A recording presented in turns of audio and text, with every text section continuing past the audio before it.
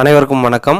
6 முதல் 9ஆம் வகுப்பு வரை உள்ள மாணவர்களில் திறன் 30 நாள் பயிற்சிக்கு உட்படுத்தப்படும் மாணவர்களின் விவரங்களை எம்இஸ் வலைதளத்திலிருந்து வகுப்பு வாரியாக செக்ஷன் வாரியாக டவுன்லோட் செய்து அதை எவ்வாறு பிரிண்ட் எடுத்து வைத்துக்கொள்வது அப்படிங்கிற பற்றி அந்த வீடியோவில் பார்க்க போகிறோம்.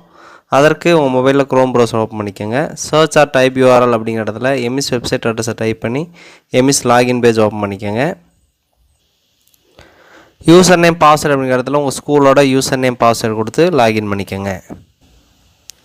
School user name password type பண்ணிவிட்டு லாகின் அப்படின்னு கொடுத்தீங்கன்னா உங்களுக்கு எம்இஸ் வெப்சைட்டோட ஹோம் பேஜ் வந்திருக்கும். அதில் ரைட் சைட் டாப் கார்னர் கூட 3 லைன்ஸ் டச் பண்ணுங்கள். இந்த மாதிரி மெனு பார் வரும்.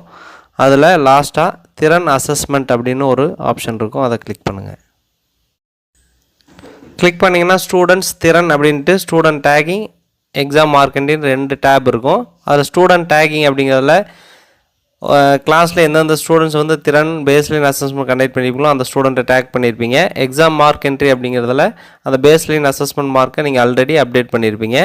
இப்போ அந்த ஸ்டூடெண்ட்ஸ் லிஸ்ட்டை டவுன்லோட் பண்ணுறதுக்கு எக்ஸாம் மார்க் என்ட்ரி அப்படிங்கிற டேபை கிளிக் பண்ணுங்கள். கிளிக் பண்ணிங்கன்னா உங்களுக்கு filter by assessment name, filter by ஸ்டேட்டஸ்ன்னு 2 இருக்கும். அதில் ஃபில்டர் பை அசஸ்மெண்ட் நேம் அப்படிங்கிறதுல ஆல் அப்படிங்கிறது இருக்கும்.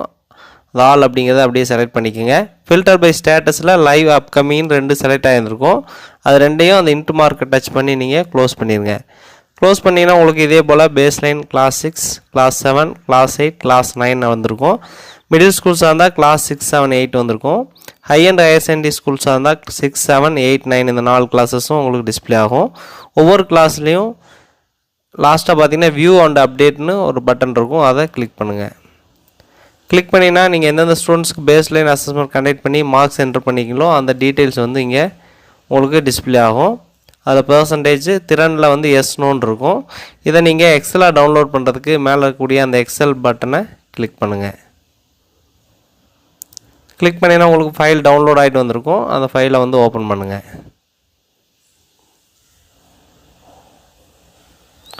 ஓப்பன் பண்ணிங்கன்னா உங்களுக்கு UDISE code, school name, class, section, student name, ஸ்டூடெண்ட்டோட ஐடி, அசஸ்மெண்ட் மார்க்ஸ், அசஸ்மெண்ட் வந்து baseline, max, English, Tamil இதோட மார்க்ஸ் நீங்கள் என்டர் பண்ணது இருக்கும். டோட்டல் மார்க் இருக்கும், பர்சன்டேஜ் இருக்கும், ஸ்டேட்டஸ் இருக்கும்.